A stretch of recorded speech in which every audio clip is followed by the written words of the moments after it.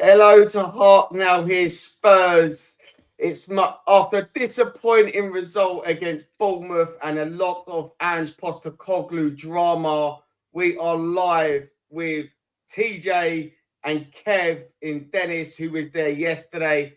I'm not sure this other geezer is, mate. I ain't seen him for a while. What's your name, mate? Oh, mate, I've been on the back of milk cartons. Yeah, I'm good, mate. I'm good. It's he's got an American accent there. He's been over there so long. Yeah, it was a good time. I was in LA for my 40th, which was lovely, but that made me laugh. But I've been crying ever since last night. Mate, it's yeah. Welcome back, Lee. Welcome back. Yeah. Cheers, mate. Cheers. It's mad, right? It's mad. It is. It's the reason that we've gone live. It's because it's, we don't normally do a Friday night, although be it, we had the Thursday game, but it's just, it's been a mad one, and you lot were there, right? Yeah, TJ, Kev. Let's start with you, TJ. You was there, mate. What was it like? Well, any fish and chips? Listen, Kev's got a story about Kev nearly missed out of the whole game altogether. So I think you fucking wish he did. But I don't know, man. Like, all jokes aside, like we obviously got the opportunity to go, so we took it because it's one of them that even on my season ticket, I don't get that. Like, I don't have enough points to get that game. Like, so we were like, someone helped us out with tickets. But yeah, honestly, it's one of them really old school kind of grounds. Like, it feels like you're playing a lower league side when you go there. It's like everything's one tier. There's no corners on it. You've got fucking the old like New River fucking floodlights on it, and yeah, it's a proper old fashioned ground. And then like you sit there, and you're in the back, you're getting a little buzz and all that, and you're sort of waiting to go out, and then like literally we're so close to the pitch where we were like 4 rows up, and you're so close to the pitch. It really does feel like you're playing like a lower league side, and yeah, and then they do what they do, Tottenham. Like, it's like, you knew from the off it was going to be a problem. Like, it was like it just not at the races at all. Like, and it's been the story of the season. Like, just so inconsistent. And yeah, I don't really know what to say. Like, it's we're going to get into the crux of ANGE and ANGE conversation later on, so I won't start that. But just on performance alone, it's not good enough. Like, you can't be going to Bournemouth away. And I know they beat some teams there this season, but we need to be winning these games. Like, these are not games that we should even be like debating. And the performance was just awful. Like, apart from like a 10-minute spell in the second half, which again we didn't take advantage of at all. I felt like we needed to score. Like, we did, but me and Kev had this conversation like whilst we was in the ground yesterday, and like every time we got the ball, I never felt like we were going to score. Yet we'd have all the possession, passing it around the middle and across and all that. Yet every time Bournemouth got the ball, I thought they were going to score. I genuinely thought they were going to score every time. And that's the problem, is that for all the possession we have, and I think there was a stat that we had like 70% possession to their 30 or something. It was a joke like that, and yet they had double the amount of shots we did. Like, how the fuck does that work? Like, honestly, it's just, I don't know. There's something not right, and I feel like I keep going on and on. Like, I go on about different things, but like, set pieces is a massive issue. Absolutely, like how it's not focused on at both ends, by the way, is an issue for me. And yeah, I don't know. There's just something. There's not many players that were different to the team that went to City and won 4-0. I cannot for the life of me put a finger on it. And listen, I've watched football since I was 6 years old. I've played to average standard, but I've coached as well. I've been like, do you know what I mean? I'm someone who football's religion for me. So I like to think I know a little bit about what I'm talking about. I'm sure people in the comments will tell you otherwise, but I can't put a finger on how that team can go out one week and do that, and then the next week do what they did last night. I don't know what it is. It has to be some sort of mentality issue. Are they burning out in training? This is something else I've thought about recently. Is it got to the point where, because we're getting so many injuries, like, are they being overtrained? Is ANGE overtraining them? I don't know. Like, we're getting far too many injuries to key players, and I don't know. Like maybe they're just seeing these games as like, you know, can we rest it a little bit in that game? But I don't know. We'll get onto it, but I think there's a lot wrong in terms of consistency, and yeah, it's. I don't really know what the answer is, if I'm being totally honest. I don't, because we all know that team can put performance in, but then they don't, and I can't put a finger on it. I'm struggling. So Kev, you was also there, mate, and just about. Just about. He nearly didn't get in. So obviously we'll come to that, Kev. Do you think during that 10-15 minute spell in the second half, if we scored there, we would have gone on and won that game? Yeah, what Tej was saying, obviously why that spell was happening. I said to Tej that if we don't score in this moment, I mean this passage of play, or this 10-15 minute spell that we had, which was the only spell we had in the game, I always felt like if we didn't score in that minute, in that moment, because that weren't going to last the whole half. So we knew if we didn't take our chances in that good spell we had, because that was the only spell we had up until that point, we still would have had to keep the ball at the net the other end. And yeah, it was a moment that we should have scored. We didn't. And, you know, if Bournemouth shooting boots were on, they would have scored 4 or 5 last night. It could have been worse for us. So, yeah, I mean, apart from that spell we had, I thought that was the only sort of good bit of the game. But, again, we wasn't clinical enough in the spell we had. I mean, there's so much wrong yet last night. There was so much wrong with everything. It was, you know, what TJ's saying there about he's not sure what it is. I mean, we're so inconsistent that you sort of just clutching at straws, wondering what it is, because they give you moments, Spurs, in games or results like City United, and you know they can do it. Don't get me wrong, listen, I didn't think Bournemouth was going to be an easy game last night, but I expected Tottenham to play much better than they did. And I mean, always going back to the Coventry game, I thought that was really, really poor up there. I know we got injuries, but the players we had out on the pitch, okay, may not be as strong as our normal lot, but they should have played a lot better than they did. And they didn't. So, yeah, very, very disappointing all round. If we're talking just about the team, yeah, it just simply wasn't good enough. Lee, where did you watch it, mate? Well, how did you feel about the game? So listen, I actually watched it on delay. This is the thing. So I got back, and as soon as we got back, we had tickets. We've had tickets for 2 years to see Peter Kay. Fucking things. So I was at the O2 watching Peter Kay. Got home, stayed away from everything. I thought, is he touring again? I didn't know he was touring again. Yeah, he ain't stopped. He's literally done 3 years. Lost loads of weight. Very different, but very funny. But I thought, oh, he's brilliant. And I thought I'd come home, and that's when the laughter stopped because I was crying. And I watched, about 35 minutes of it, and I knew I was like, I'm going to check the score now because I know what's going to happen here. And that's been the problem of it, Matt, and everyone here. I mean, that has been the problem. We've said it from when he came in, and I really like Ange. I'm totally Anging, by the way, and I know that's going to conflict with everyone that has been talking today. We'll come to that everyone's group chats, of course. But I think what I always knew with this manager was that when we brought him in, he's going to play some fantastic stuff, and we're going to blow teams away, some of the best teams, as we saw 2 weeks ago. We absolutely smashed Man City. We've been to Old Trafford. We smashed them. We beat Man City at home. You know, we're a good side. Last season, we showed what we can do. We smashed Aston Villa only a couple of weeks ago. But I knew that with all those 4-0s and 3-1s and big wins against those teams, there's going to be these games. And I didn't really look. I don't think a lot of us looked past what comes from that.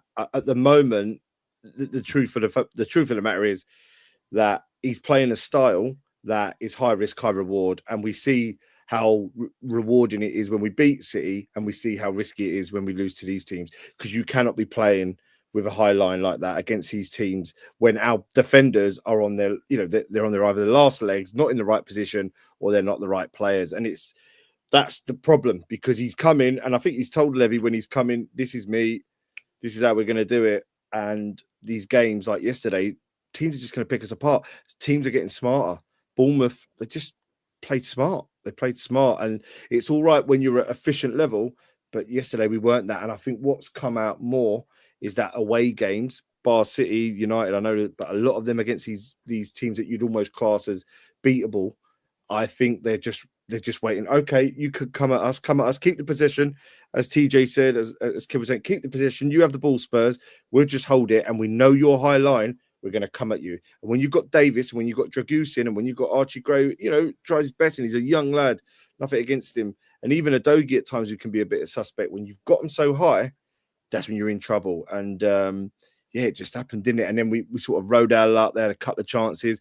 Our goalkeeper, I mean, he's been man of the match the last 2 games on his shot stopping, but he's clearly uncomfortable with the ball at his feet. He don't want to do things. I know he had that nice little knock over the player yesterday and he got it through, but I feel like there's just this need now where, well, yeah, I think it's either going to go well or in the end it's going to cost him his job, whether it's now or the end of the season, because I think 2 years down the line, personally, if it stays as it is, and I think it could, if it, on when you look at exactly how it's playing out, this win-loss inconsistency is going to disgruntle people, which is a shame. But I mean, yeah, he's doing exactly what he said on the tin when he joined us, and that's been good for us. And it's almost been disastrous for us as well. So last night was one of those. Let me just quickly say this, Lee. Like we're saying, what he does on the tin is great attacking football, right?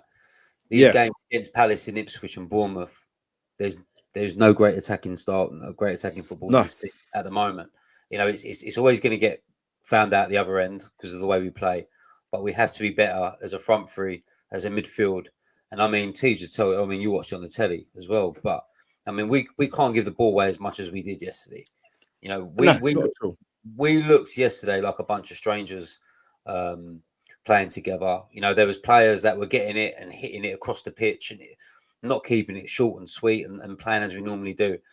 And unfortunately, that's down to him to get that sorted. He's got to pick the right players that he thinks can manage certain games against certain opposition. It's when we got injuries, right? But like I said earlier, we still need to play better against these teams. You can't be out battled, not for the whole game anyway. And for the possession Spurs had, they had done absolutely fuck all with it, and that was the alarming thing. And all the negativity, everything around it, it's sort of feeding onto the pitch, and you can see it, and you can only see it going one way if it carries on, But yeah, last night for me was up there with probably the worst performance of the season, just for guts, bottle, keeping the ball, and trying to play as a football team. That's the players as well, though, isn't it? That's what's in Kev, because I know Ange, he's put them out there, and he is playing that style. Which it might be that they're not good enough to play that style, and that might, as I said, might be the manager's detriment at the end.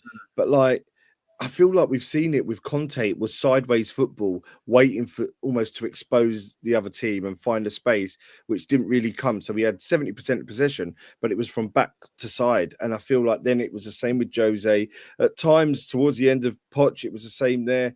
I just feel like, that's the tough part about it for me. Is like, at what point are we saying, the players, you've got to stand up and get to Bournemouth on a cold Thursday night, because that's what it was, and stand up and be counted? Because I feel like, when it's been going well, they can't speak highly enough about Ange. Like every interview Maddison did up until probably early this year, he couldn't speak higher. Son, the same. And I'm not saying things have changed that way, but in terms of the players, they've got to step up for the manager, because once they cross that line, it's down to them.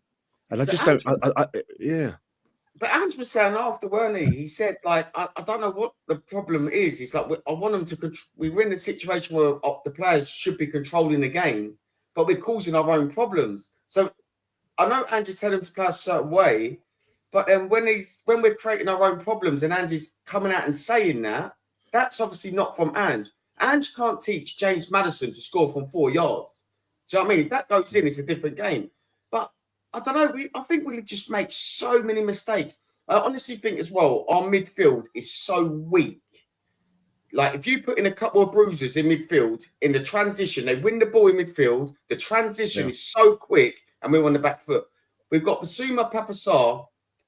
I like Papasar. He's energetic. Maddison just gets bullied off the ball all the time.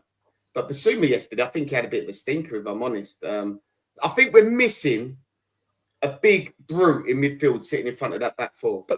But that's the thing, Matt, as well, because I know TJ said about it about Andrew's intensity in training and stuff like that. I've not known much about his previous jobs and what Celtic fans, players have said, and you know, before that, not much comes out for the leagues that he's played in.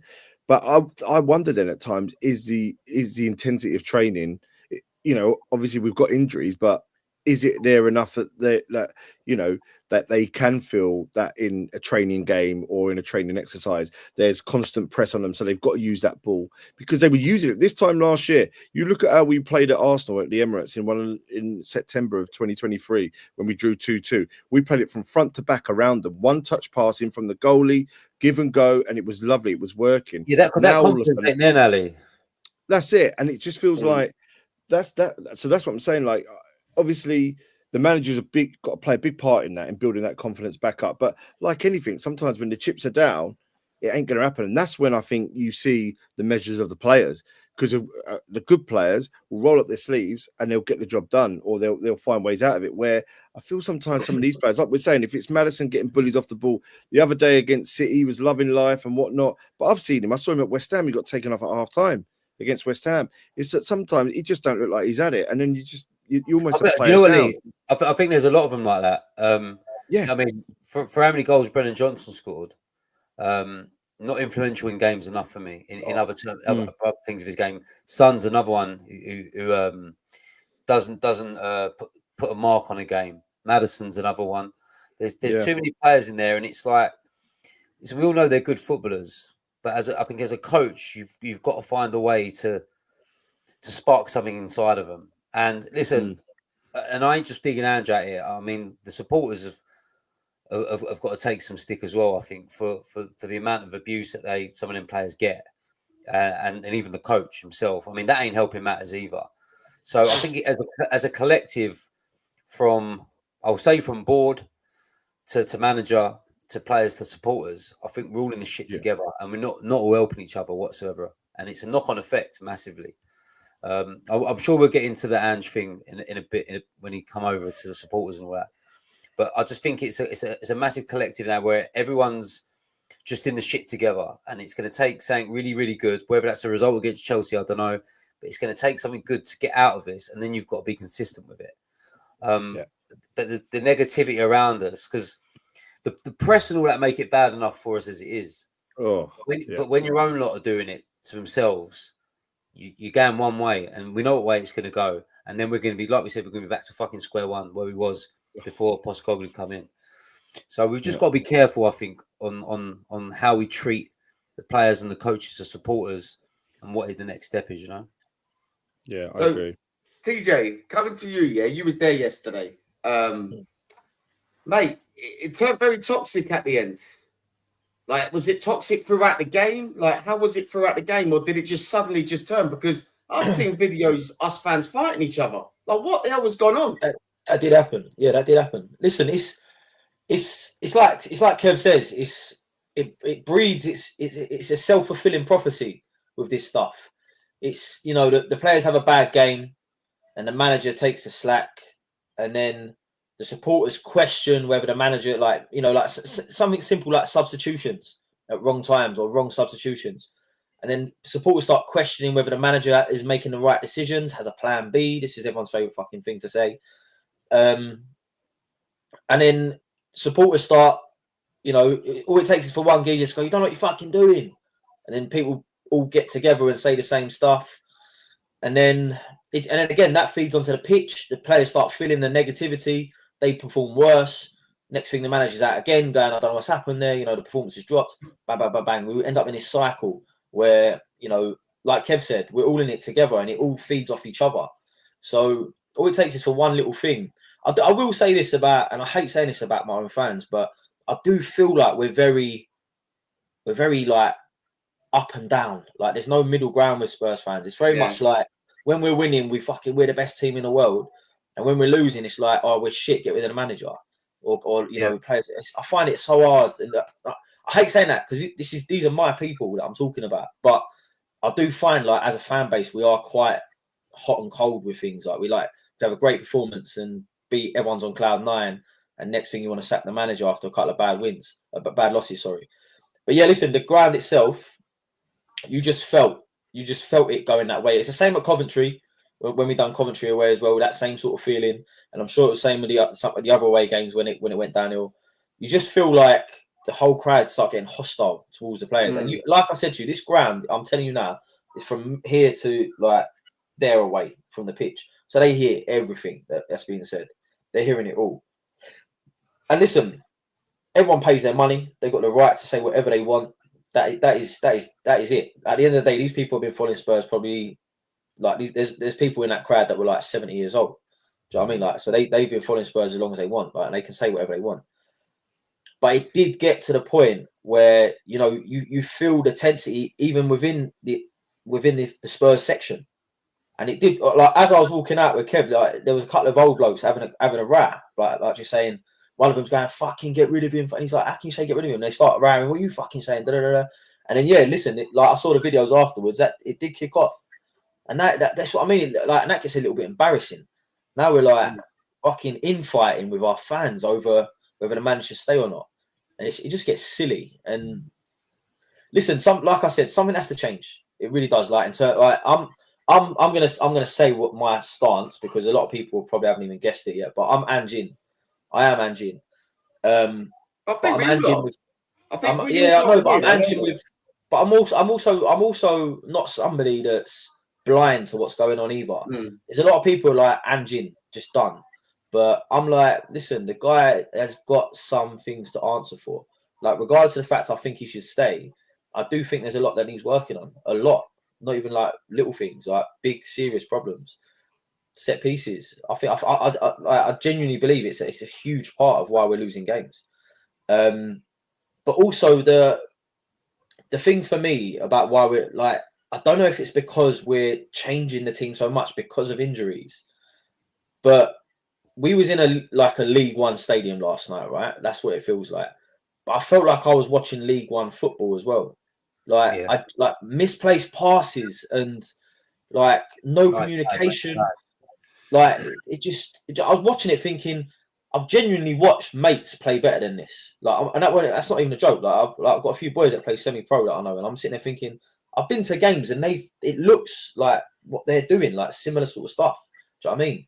And I sit there and think, this is a Premier League outfit we're talking about, and they can't string 3 passes together. Or I promise you now as well, this is another thing. We are so predictable when we play out from the back. Forster to Dragusin every fucking time. I was like, change it, just pass the other side even. I want to go in my head. I'm like, go fucking long. Like, we can't keep taking it. Like, it's just coming straight back. But it was every time Forster took a goal kick straight to Dragusin every time. It's like, and then they put the press on. And listen, that we were lucky. That goal weren't far offside. You know, the one where they scored from where they nicked it. And listen, that's going to happen a lot this year. And this is where it comes into it. Like you need to have that adaptability in games when it's not going well. And I feel like that's something Ange is lacking a little bit. Yeah. It doesn't feel like he has a way to adjust when this happens. I mean, it shouldn't happen, but when this happens, there needs to be a way to adjust games and go, right, okay, boys, we're going to drop the line back 15 meters because it ain't working. The press is on too much. We're going to start looking to play it out wide on the goal kicks a little bit longer because we can't play out from the back because we ain't got the personnel to do it. And we're going to tuck in, with the centre forwards as well. Drop a little bit. All of a sudden, you're not playing a defensive game, but you've changed the way you're approaching the game. You know what I mean? You're not going from this play out from the back, inverted wingers and all that sort of stuff because it's just not working at this point. So you need to be able to adapt that. I personally think that thing I've just said there is a very simple change. Like, it can happen very quickly. I'm not a fucking like genius when it comes to tactics. You know what I mean? Just know my basics. So that side of it is like needs to change with Ange.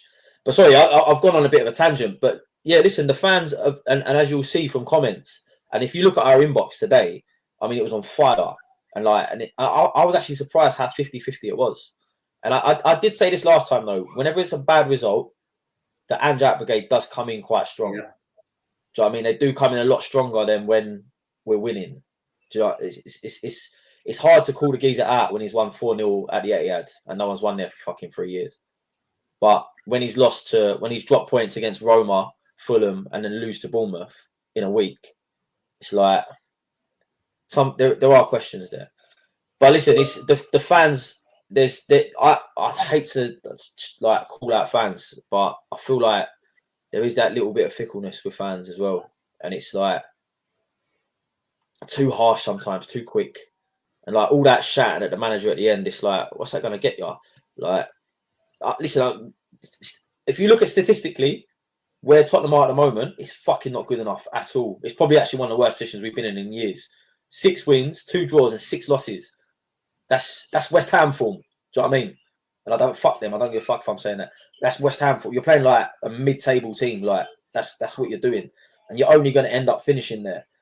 I've always said that if that continues to the point where it looks like we're slipping away, and we already have now from the top 4, we're like, I know City are 6 points ahead of us, but there's a lot. It's tight, but that's going to start breaking away that top 4. And if we don't keep up pace, we could have been 5th yesterday. Yeah. So I mean, we keep saying we could have, we should have.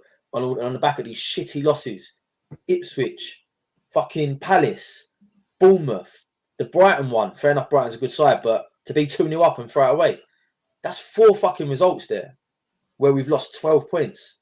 12 points in them 4 games. That's not good enough. Yeah. And that's where the problem's going to lie. And that's where you're going to get your fans calling for the guy's head. And on that basis, they're right. Yeah.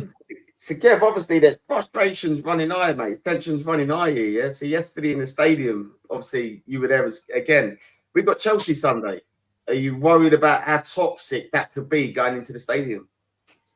No, because I think you'll have a different breed of supporter in that ground. I mean, when you go away from home and you have 850, they're normally your diehard supporters who travel everywhere. I mean, they've got the most loyalty points for a reason, because they're fucking loyal and they go everywhere. And I think that's when you get the people that are fucked off, because they spend all this money on traveling up and down the country, and then the team puts in performances like that. Listen, I'm with Tej. I mean, I don't want to come on here and start fucking and digging at my own supporters, because I feel like everyone has a right to have a moan. Everyone has a right to get the ump. Everyone has a right in their opinion whether they think he should be there or shouldn't be.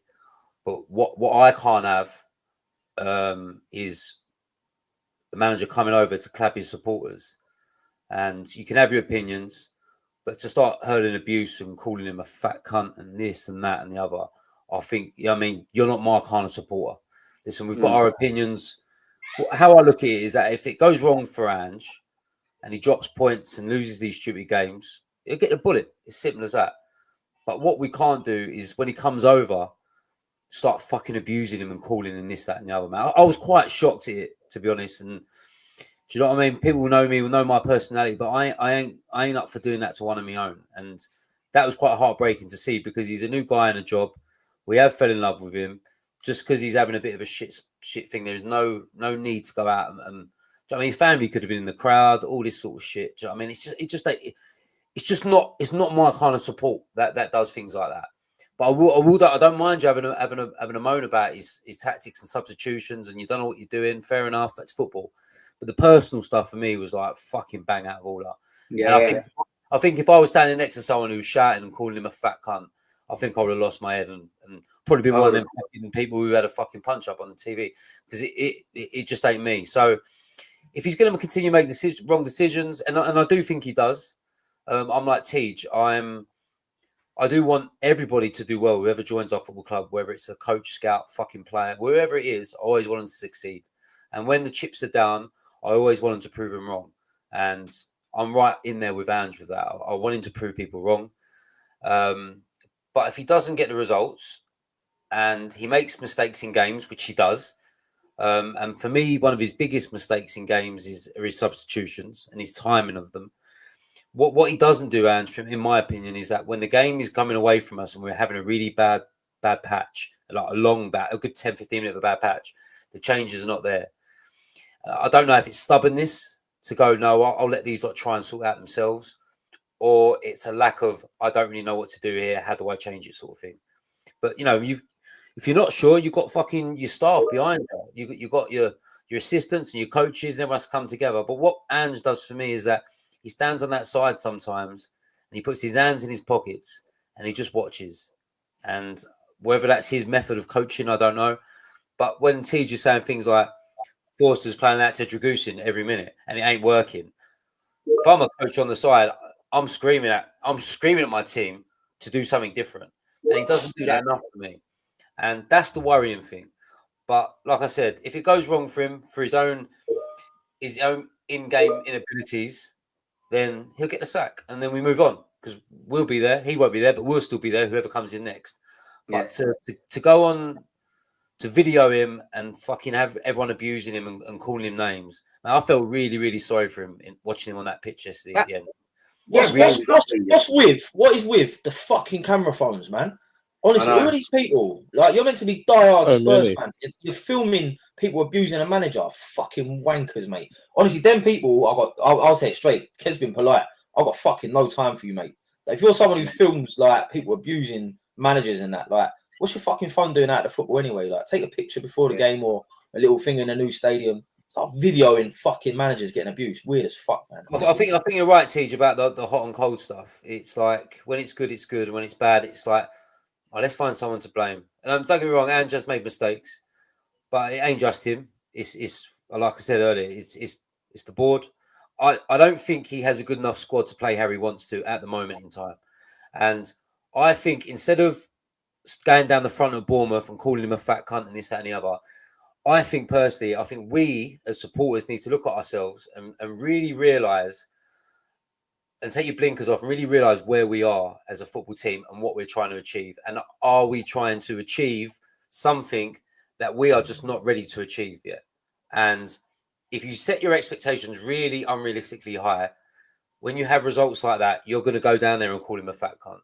But maybe some of our supporters need to just to step back a bit and just go, you know, the squad we've got at the moment, the players we've brought in the summer, can we really kick on for a top four? Or are we going to be a top 8 side and maybe try and get to a cup final?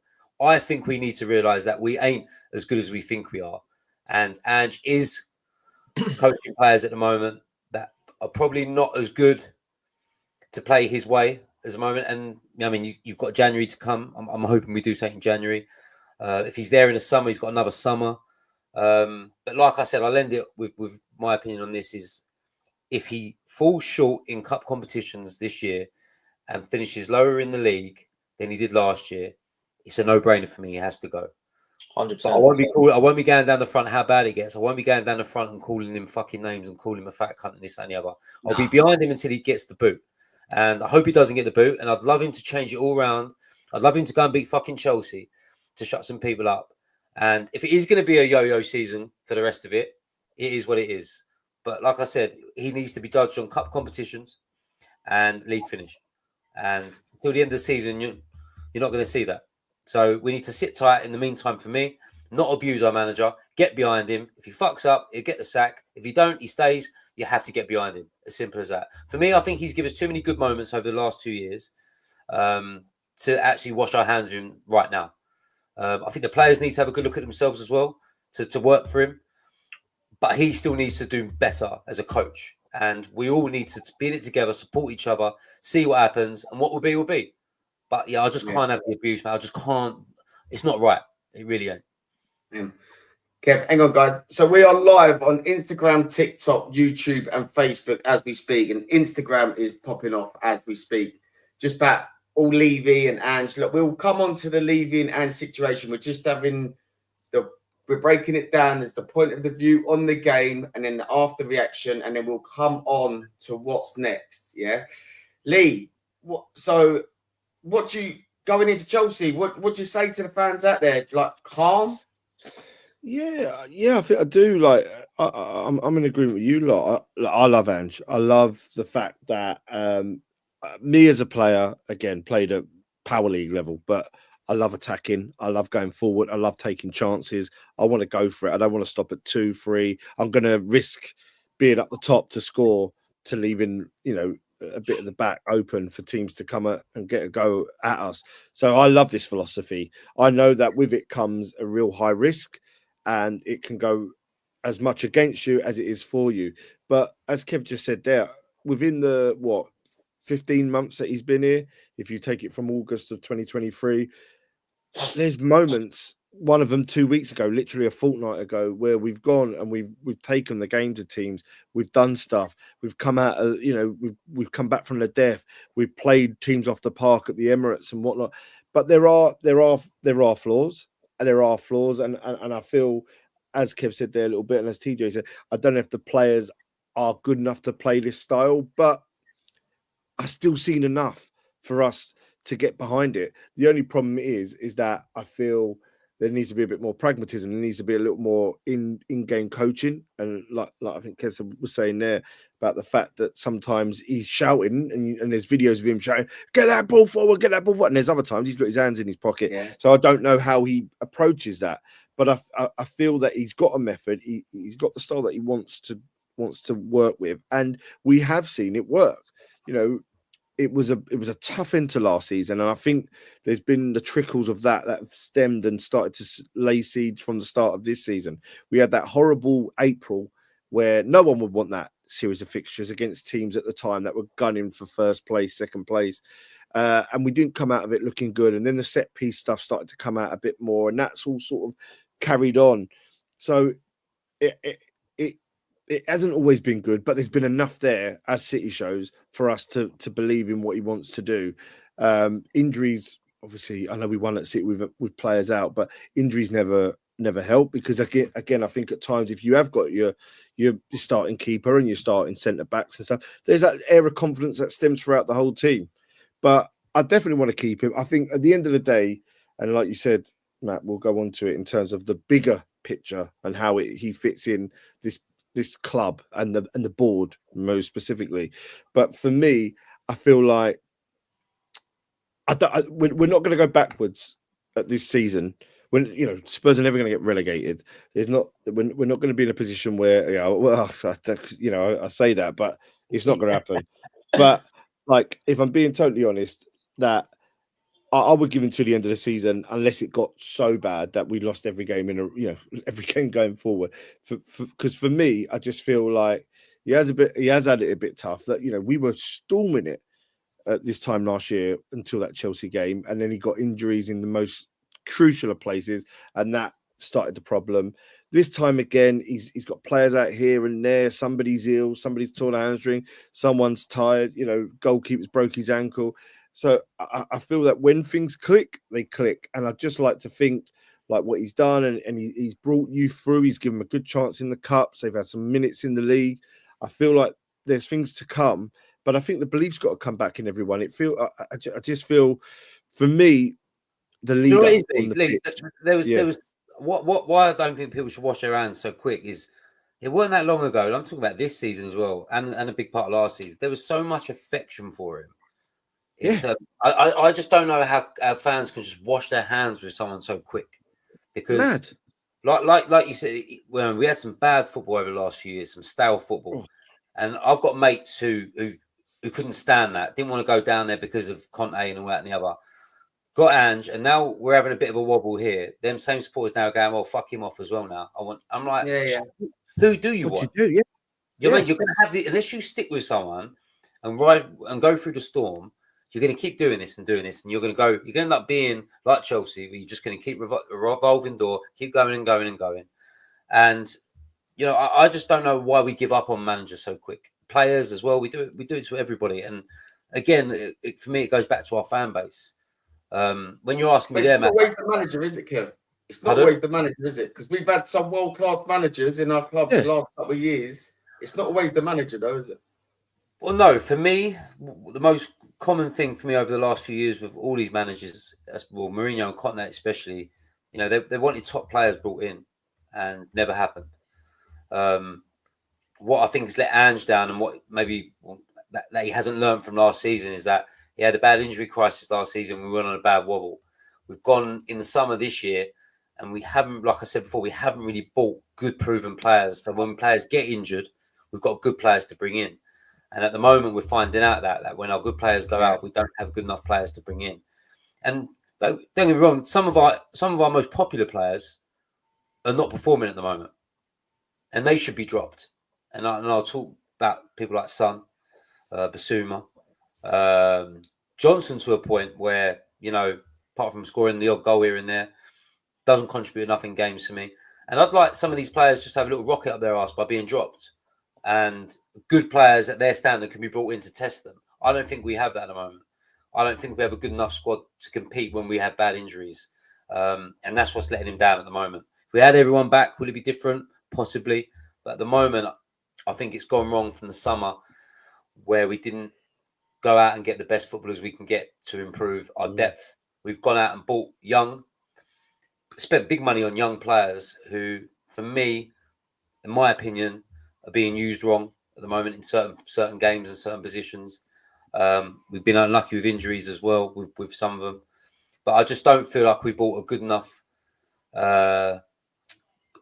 depth in a squad to compete when the chips are down. We're very, very chalk and cheese at the moment when we've got a good side and we've got the players that are injured, So for me, it goes back down to the board, whether that's Ange accepting whoever the scout and Levy throws at him, or he's got to turn around and go, I don't want him. I need someone now. I need an enforcer in midfield.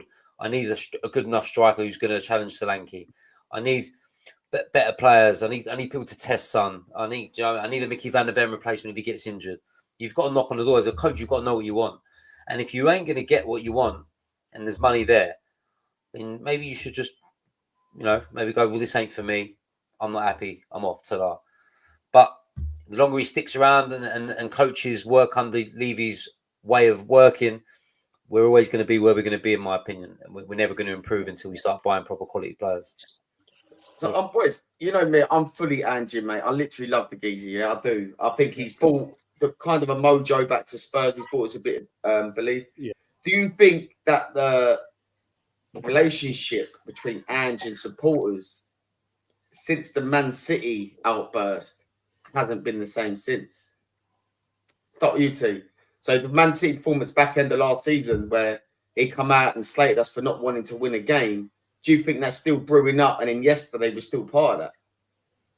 There's a lot of fans in our fan base that can't forgive him for that outburst or anything. I think that is the first example of where a fraction occurred between the relationship between the manager and the fans. Because like Kev said already, there was a lot of love for this bloke, like when he come in. And yeah, I'm not necessarily saying that people are living off that moment, because the performances need to be answered for in their own right. I don't think it's necessarily people looking back at that point where he called the fans out and have turned on him as a result consistently. I think, and especially with Spurs fans, it's a results-based business. And as this is the way I see it as a fan base, right? We're like the glory team of old, right? Like I grew up in an era where Spurs won fuck all. Let's get it right, yeah. I was born in the late 80s.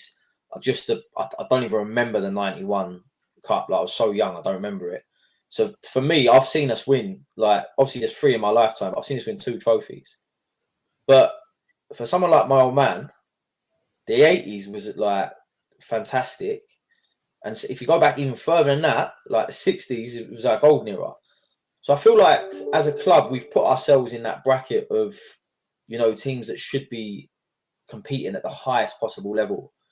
And I feel like for my lifetime, they haven't really, until, Yo kind of started it when we started getting back into Europe, playing UEFA Cup, and they expanded the amount of teams that qualified. That's another thing people forget. You only used to get like 2 or 3 teams in Europe at one point. Then we started getting it when they had like 4 or 5, and now obviously it's like fucking 8. So Yo kind of started it, and then Pochettino really lit the touch paper, and that was that era where, hold on, we're back. Like we're coming back now. We're gonna win stuff. We're competing in the Champions League. We're spanking Real Madrid at home, and we're going away to big teams in Europe and dominating. We're getting to cup finals, narrowly missing out. And I think what happens is this new age supporter, so like the people that are kind of the generation after me, that's kind of the expectation now. So like my brother's age group, right? My brother's like mid-20s. So he's like his age group, they all expect us to be a top 4 side competing for titles and trophies. And I totally agree that we should be. But what people need to remember is the dire places we have been to get to that point. And now, if I'm being totally honest, we missed that period a little bit. That Pochettino era, we should have won something in that period. Glenn Hodd always says about the 80s, the one thing he wished he could have done was bring a title to Spurs, like a league title. He said they missed out on that. I felt like the Pochettino era, then players will always feel like they missed out on winning something big in that period. Now, go on. And now we're on like a rebuild, right? And we've had this chop and change situation where the managers come out, we've got a new one. We haven't liked the way they've played. It's dropped off. We have this little up and down roller coaster with each manager we've had in.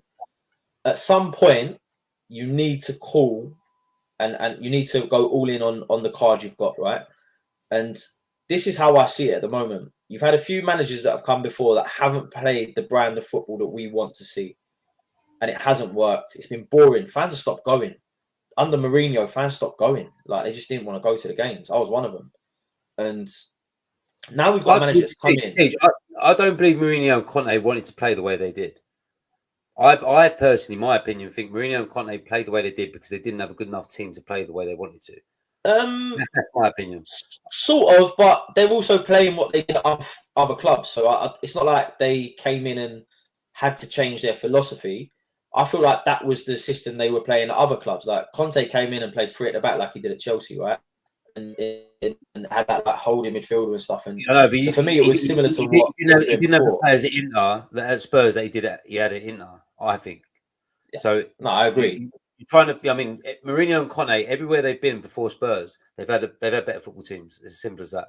And Conte and Mourinho, I think, maybe not Mourinho now, he's at Fenerbahce and whatever, but they're probably, as quality-wise of a squad, I think they probably had the worst teams they had in their managerial career to that point. We had Kane and Son, but the rest of it around it was shit. Roma a better team than Spurs the year they won the Conference League with Mourinho? Well, they won tank. Yeah, but that's always going to be the statistic that you look at, right?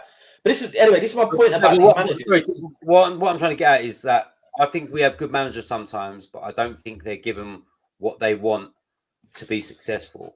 Yeah, I agree. 100%. 100%. But what I'm saying is, as a fan base, at some point, you need to put all your money on red or black. Do you know what I mean? You can't keep going, I don't like this one, get rid of him. I don't like this one, get rid of him. I don't like this one, get rid of him. So at some point, you need to, something needs to ignite in you that says, I have a lot of commonalities with this manager that's in. I like what's going on. But all right, fair enough, there's going to be an up and down roller coaster. And that's where I'm at with Ange. I'm like, I couldn't buy into the Conte brand of football. It's fucking boring to watch. Whereas like I'm watching Ange and I'm like, he's actually bringing back kind of similar stuff to the Pochettino area that I liked. Do you know what I mean? And I'm like, he's playing that attacking football. But would Conte's Spurs brand be so shit if he had players like Bastoni, Dumfries, Martinez, them type of players? Would the brand of football been so boring and shit? Or did he have to play like that because he didn't have the expensive attacking players that he's had at Inter Milan and Mourinho had at fucking Inter Milan and Real Madrid and all that? Do you know what I mean? See what I'm getting at? I don't know. Yeah. I actually don't agree. I don't agree. I think. But for me, the buck stops again with Levy because if you're hiring them kind of managers in, like Mourinho and Conte, you got to back them. Everything at them. So you got 100%. Like, listen, the I was going to say as well. So anyway, the thing I'm trying to say about the manager is, at some point you need to give a manager time, right? You look at clubs that are successful. We discussed this in the car on the way home, Kev. Yeah, you look at the clubs that have been successful in the Premier League era. They've all backed a manager over a long period of time. Ferguson, Wenger, Klopp, Guardiola. Even I know they ain't one fuck all, but the reason Arteta is doing so well at Arsenal is because they've gone, you know what, we're going to buy into you, mate, and we're going to give you what you need, and we're going to give you time, because they had a fucking shit season the first two seasons when he come in. They were fucking well out of it. And I said yesterday, the only club that don't do that and do well and get success is Chelsea. They have the manager conveyor belt merry-go-round, and for some reason it works because they chuck loads of money at it, and that's the situation. But listen, the one common denominator in my lifetime, obviously like my adult lifetime, and even like my early like teens, the one common denominator of this club has been ENIC. And it's exactly what it is. We have there used to be a statistic that Spurs won a trophy every decade. Yeah. The first decade we didn't win a trophy was the last one. And before that, we just about won one, and it was right at the beginning. Sorry, in 2008, so right at the end. And again, we used to win European trophies, FA Cups. In 1991, we had the record amount of FA Cups, and no one was even close to us. 20 years later, 20 odd years later, we're 6 behind the best. How the fuck does that happen? The fact that they've gone past us, won 8 trophies in that period, and we've not won a single one. No. Listen, there is definitely a problem with the ownership and how they commit to the footballing side of the business. We discuss this all the time. There's 100% an issue with that. But again, my question is to everybody: what are you going to fucking do about it? Like, what can we do about it realistically? Well, this is it. I say this every time this comes up in this podcast. I don't actually know what we can do. Like, they own the club, guys. It's tough. Unless you stop going, which no one's going to do, and even if they did, someone else will buy your fucking ticket. Like, what are you going to do? I really don't understand. Hardest thing. They know that. They know that, and that's where we're basically they're holding us by the balls because they know. The out protests are laughable. Honestly, no offense to the people that do it, because we're all in agreement with what they stand for. But the actual protests are laughable. You get 50 geezers with a banner outside. I think this is the thing. I think it is going to get to a point, and there's loads of aspects of it, and I think it's been brought up in our personal group chats and whatnot. It's gonna have to come to a head at the moment because this is what the 13th full-time permanent manager under Enix's stewardship under Daniel Levy. I think that for him, this is the problem for him and everybody who makes a pound off of Tottenham Hotspur. They are a successful club, if not the most successful club, because they're one of the highest functioning financial teams in world sport. I think it's Dallas Cowboys, one more, and then Spurs. Third, not even football, sporting clubs. So anybody who looks at a balance sheet, that is their treble. They do the treble every season, Tottenham, in terms of anyone who owns money. So, and they know it, So look at this, and this is where it frustrates me because that stadium is a shell. I love it, and I think it's amazing and whatnot, but it is a shell where on the outside, the NFL badge is got the same prominence as the cockerel, where we haven't got our name White Hart Lane. We've got the Tottenham Hotspur Stadium waiting for him to do a deal because he doesn't want what's been offered to him. It's crazy. There's a system where you guys pay your hard-earned money. All 3 of you pay your hard-earned fucking money to them for season tickets every season. And if you, at the end of the day, didn't go, they'll just go, right, goodbye. I got this. I showed it in the group chat. I should show it on the page. Last week, all right, and I'm just a member. I'm one Hotspur Plus, whatever. But I got an email on my birthday. It said, have a sensational birthday with a picture of son. And it said, dear supporter. This is an automated email where I know it's bollocks. Back in the day, you used to get a birthday card for the thing. Happy birthday, leader. Dear supporter. It shows you what this club, what the top think about this fan base. They don't care about if you're there, because if you're not, and this is not me being horrible, a day tripper, a foreigner coming over. I've done it when I went to LA to go and watch the Lakers. Someone will come and pay top dollar for that price, for your ticket, for your seat, and they'll go, do you know what? We don't need Kevin Dennis back paying X amount a season. We'll just send a few Koreans are coming over. We'll sell it for 200 quid a pocket a match, and that's it. So they look at that balance sheet and they've done the treble, and that's the hard part. And I think that what will have to happen, and I think it will happen at the end of the day, and I really do think it will happen if it goes wrong with Ange, is that I think that in out thing has to grow. And I've got to be honest with it. I feel like I'd have to join it because I can't go. And I rate you guys a fat Europe, away games, Europe, week in, week out. You've missed the most important parts of family life at times to support the club that you love. That I can't see it. He's listening. Yeah. But I can't go through it anymore where we go, oh, all right, you know what, it's Graham Potter and we have the bounce back ability and it's for 3 months. It looks good. They bring in a couple of nice names in the summer and then it doesn't work out well and it goes again. And it's because they've gone, right, we want Archie Gray, which is great. Archie Gray, fantastic. We do want players like that. Bergvall, we want that. But that can't be your marquee signings. Do you know what I mean? Like Solanke, as much as, and I love Solanke, I think he works damn hard, but Solanke was the best option that Spurs were willing to pay for, and for his wages. That's the first thing we need to take a punt. If we're going to get the best players, we've got to pay the best players. The transfer fees are you know, as big as they are, they're nothing to players because it's not coming. What's better for them? But until we start doing things like that, I can't go around the merry-go-round again, because we'll buy these players, we'll think of Archie Grays, Kulu's, Benton Coors, and there'll always be an eye on what we can make back on them. Or otherwise, we'll run them into the ground and we'll keep their contract. And over 10 years, 40 million works out to 4 million a year. That's how they write off books, because that's what they'll do.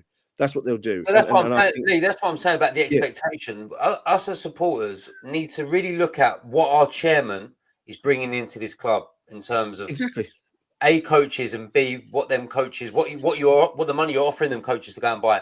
And you've obviously got an ethos where you get a manager in and you go, we're not going to go and pay 100 million for a Declan Rice, but we are going to give you 30, 40 million for this kid who plays for Leyton Orient, who we think is going to be the next best thing. That's where we are. So if we are going to do that, then as fans, we need to lower our expectations, because we don't have the best football inside. We have good players here and there, but we are not there by signing them players. I mean, agreed. Every team that's won something in England or in Europe have had the best footballers in and around that. And we don't have that. We have the odd one here and there with Kane and Son, but as a team, we don't have a top football inside. So if you're looking at this team now, what we have, I'm saying that's really a top 8 side, in my opinion. It is. And we're top 40. At full strength, it's a top 6 at best. When you've got a couple of key players out, by the players you're bringing in, you are then now could be a top 8 or a top 10 side. And when you've got players playing the way they did yesterday, and you've got certain players on the bench, when you've got a bench full of kids, you could end up being 13th for 14th at some point. But that is what we have as a club. And that starts from the main man upstairs, who isn't willing to go and spend money. I keep saying it on fucking players like Eze. They're not doing that. So we as fans have to be realistic and think, well, we really are here. So if we do finish 7th or 8th, it's probably about right. But our expectation is all the time that we always think we're going to be a Champions League side, or it's going to go for titles. But realistically, we haven't got a good enough football team to do that. And until I think there's until employs good managers like Ange, but gives them the funds to buy good players, we'll always be where we are, and we'll always be coming on here pissing and moaning. And when we lose 3 games, we'll be calling for a manager's head. Levy gets wind that the fans are unhappy, goes and sacks someone, brings someone else in, repeat. So if it's going to stay the way it is and Levy ain't going to budge, we as fans, really, how much we fucking hate it, we're going to have to accept that we are here, but we might get lucky and just go here a bit. But sustainability is not there if you don't buy a top squad. No, I'm sorry to cut off on Kev, because I totally agree in that sense. But the problem is that I think we've always kind of known that, and I think, you know, in the Yo era we loved that. Even the Redknapp era, when he got us a Champions League, we still kind of got with it. AVB, Poch took us to another level, and then we overcame Arsenal, which for us was a big thing. We got to big finals. We came runners up in the league. We weren't dreaming of that 10 years before.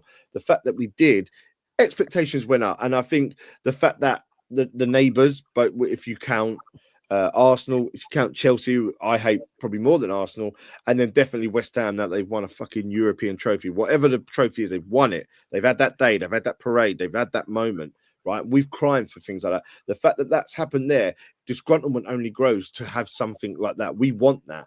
The problem is as well, is that if we set our expectations 6th, 7th, Europa Conference League, Europa League at best, maybe squeeze into top 4 if we have a good little run and everyone drops off and has a bad run who normally plays in there, that's fine. But our fans won't accept that though, Lee. That's the problem. But that's what, and the reason why I do think that though, Kev, is that how much is a ticket for Chelsea on Sunday? Category A, £80. How much was a nothing game against Roma on a Thursday night where it's on TV? You know, £55, £55 for Europa League game, 1 of 4, 1 of 8 in a group stage. Like, they're putting these premium prices on a team, right? That they are putting out for in 7th best in the Premier League in terms of wage. We are 7th in wage payout, right? So we're 7th in the league in that sense. Oh, Yet that we're high? top. Yeah, well, yeah, exactly. But still, even that. But we're first in terms of ticket price. We're taking away concessions prices. We paid the chairman the highest in Europe, right? And yet we're meant to have all this extra income from the F1, from the concerts, from the NFL, from all this that happens. I keep getting emails this week. Next summer, it's this person playing there, this person playing there. Come and walk over the stadium. Come and drive at the stadium. Like, come and watch the Green Bay Packers. It's all this, and I'm like, but hold on a minute. We're not putting in. We're then asking diehards to put all this money in, and we know that if not, a day tripper is going to come in and pay it because it's a day out. London, big team, fancy stadium, and that's the problem. That if they were to go, all right, you know what I mean, it's 30 quid, 40 quid, cap 50 quid at Chelsea. I think you kind of go, well, it's probably going rate now for experiences, live entertainment, live events, but it's £80 starting. That's £80 starting price. 100, 150s it could go up to. It's hard work. I definitely feel we have to have an expectation. I agree with that. But this club, from the top down, do not give out that impression. And that's why I find it really hard.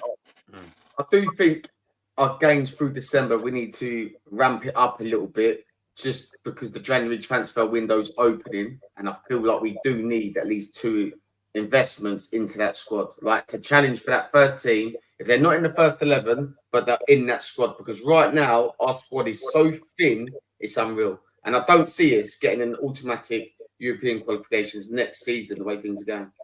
But that's where it's going to hurt. All jokes aside, like all these people that want, if you want ENIC out, you need to have 3 seasons out of Europe.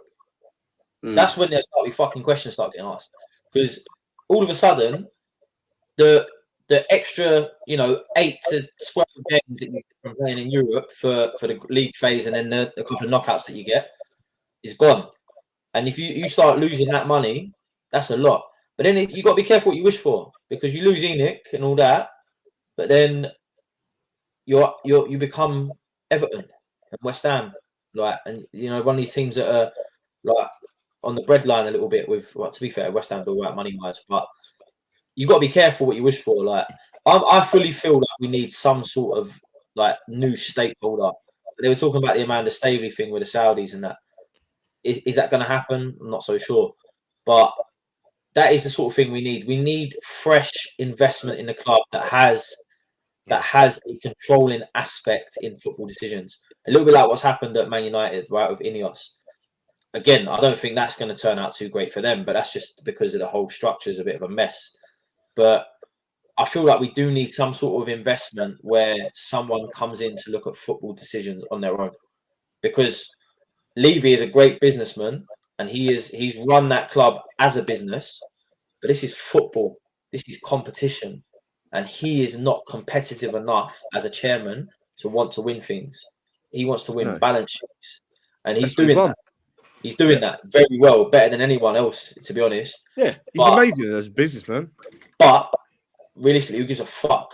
When look at it now, yeah. Man City are probably going to get charged and might have fucking big fine, get relegated. I doubt it. Premier League can't do that because then they start getting asked for compensation and all that. But they might lose. They might have a 15-point deduction or something like that.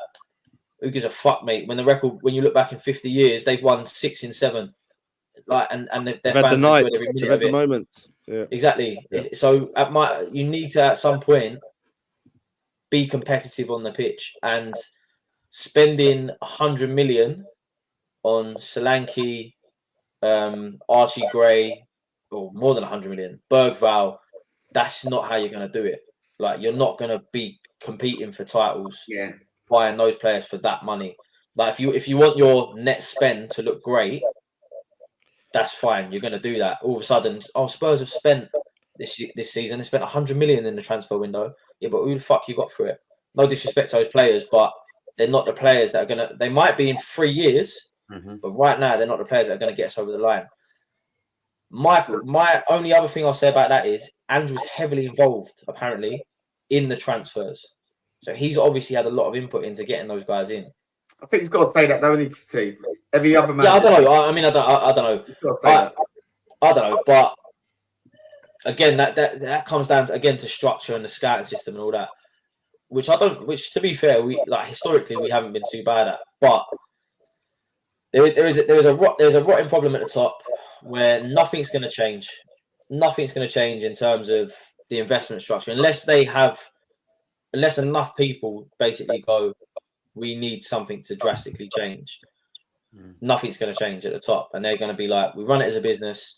We'll invest in players to the extent we want to. We'll pay wages under our structure that we have, and we'll expect you to get European football every year because that's the moneymaker. European football, Champions League's a bonus. The idea that, like, I mean, he comes out and says we want to win something, mate. It's been 20 odd years, 20 years. You tell me you're a Spurs fan, 20 years. How are you happy owning a club that apparently you're a fan of that hasn't won fuck all for 20 years, and we're meant to be the big six? Look at what everyone else has won. Even fucking West Ham have won a shitty European title, but it's still It's still a title. Come on, man. Something needs to give somewhere. Someone needs to go, right, we need to have a go at it. But anyway, that being said, with Ange in place, I agree with Kev. He stays to the end of the season, no matter what.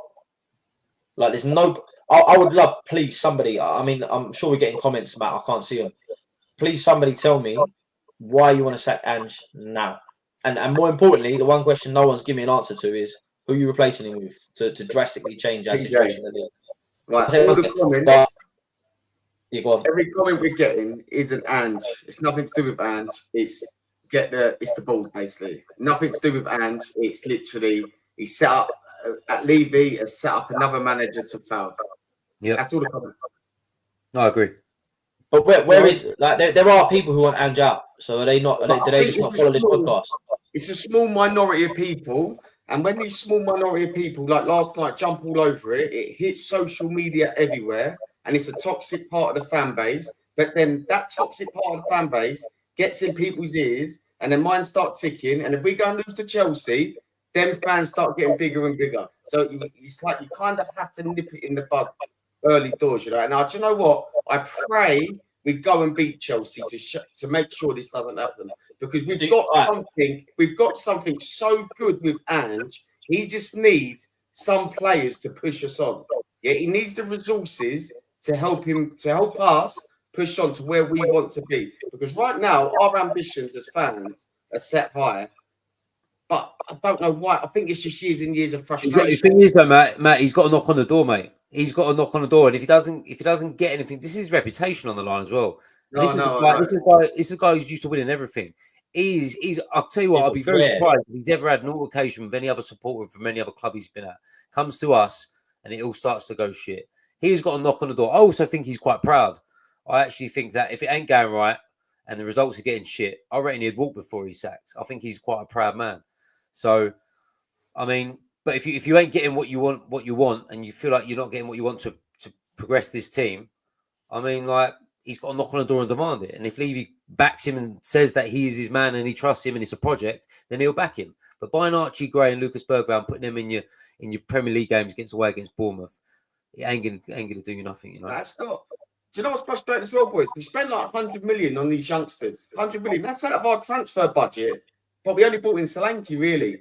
So that if we're going to bring in these youngsters, I'm expecting more first teamers to come in with these players. Yeah. You know, I don't want to see one first teamer come in and 5 and 6 youngsters taking up our transfer budget. Yeah. Yep. It's the merry-go-round, lads. We could go on about this all day, and do you know what? Come Monday, we'll probably be discussing this much worse or in depth, or everyone would be like, "Fucking Andy's a genius, mate. He's a fucking." I fancy us on Sunday. I don't know why. I do. Yeah, I think we're gonna win. We're gonna win. We're gonna win. Fucking whatever you lot are eating, send it my way, mate. Jesus. We're gonna win. We're gonna win. Smashing teams like 5-1. Like Chelsea at the moment are a different outfit, man. I've got to go into that stadium believing that we'll win, and if I don't do that, then I have to question myself. But that's I just think I just think in this game on Sunday we need to get behind them massively. And if Chelsea have a good spell of possession in the first 10 minutes, have a few chances, don't let the atmosphere die down. Don't groan. Don't wish the bad luck on us because you don't like the manager. Exactly. Get behind the fucking team and support us. And if we put a good performance in them and lose, probably because they've got a better team out there than us, and we have to swallow it. But get behind them from the off and don't just go in there negative because it's not helping no one. It's going to end up one way, and who knows? Then we're fucking going for Gattuso and Fonseca and fucking people like that. Do you know what I mean? Just get behind them, and what will be will be. But in the meantime, just get behind your fucking manager, boys. Do you know what I mean? That's it, boys. So obviously, I'm getting conscious of time, so I am going to go around for a score prediction. But I do believe in that as well, Kev. I think this Sunday now, we're the club's on its arse right now. The team's on its arse. When they needed the most now, this Sunday, the fans are needed the most. Yeah. So we talk about inconsistency with the team. The fans are also inconsistent at home. Yeah. The atmosphere's up there, then down there, up. So it's all right throwing it on the pitch, but I think we're all to blame from the top all the way down to the fan base. I do believe that we are inconsistent, and we walk into games like Wolves, Ipswich, or whoever, Fulham, thinking, yeah, we're going to win that, and we don't. Yeah. So I do think us fans have a part to play now. But look, we are going to got Chelsea Sunday. Lee, I'm going to come to you, mate. I need a score prediction. I think it's going to be 2-1. I think we're going to win 2-1. 2-1 Spurs, yeah? Yeah. I think that they're going to start strongly as I'd expect them to. But we're going to have them. We're going to have them. TJ, I'll give you some of my Kool-Aid, mate. I'll send it your way. It's soda pop. I got some orange soda for you. Who loves orange soda? TJ loves orange soda. Fucking hell. Kev, score prediction. I mean, you asked me on the last pod, and I said that we'd lose, and that's because I've changed my mind now. Because we've lost against Bournemouth, I'm hoping maybe blinkers are on, but I'm hoping for a reaction. If we would have beat Bournemouth, I probably would have said we'd lose Sunday because that is the way we're going. Yeah. But with the Bournemouth loss, I feel like there's a point to prove now, and they've got to go out and give us something better than what they give us the other night. So yeah, I'll join on Lee on that and go for a 2-1 Spurs. TJ, score prediction. Right, sorry, I need the rational voice here that no one wants to listen to. Don't give me no flipping paragraphs, TJ. I just think the score prediction. Listen, we've got no fucking defenders for a start against a team that is banging 5 against most people every week at the moment. Like, it's a derby. Honestly, you think Forster pays it to Dragusin and Cole Palmer's not latching onto that, boys?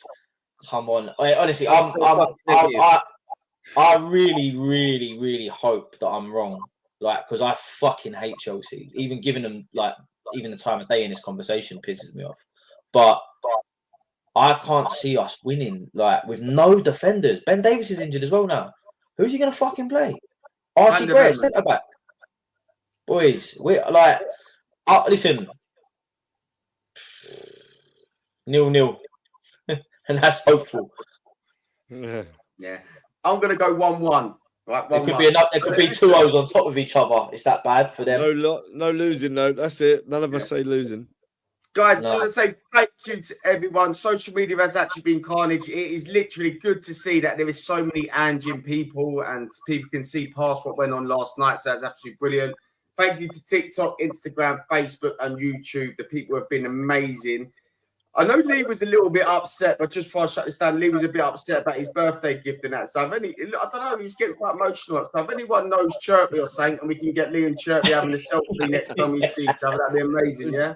As a birthday gift at least put my CRN number. At least happy birthday 2787822. Dear supporter, I'm gonna put it up. I'm gonna put it on the stories. It says, "Dear supporter, have a sensational birthday." I'm like, can't even put my name on an email. Someone get my fucking AI. Jesus Christ. Yeah. Oh man, dear supporter, though, multi-billion-pound business. Oh man, yeah. Anyway. Boys, we've got Chelsea Sunday. We've got Chelsea Sunday. Let's get behind the boys from start to finish of the game. Let's get behind ANGE. And we go again, boys. I could have aged a lot by Monday, boys. I ain't going to lie, mate, but I might have an airline like Hold on to your acts. It's going to be a roller coaster. Scream if you want to go fucking faster. Boys, have a good one. And yeah, we go again. Oh, I'm not looking forward to this. Can you, Spurs? Go Spurs. Oh.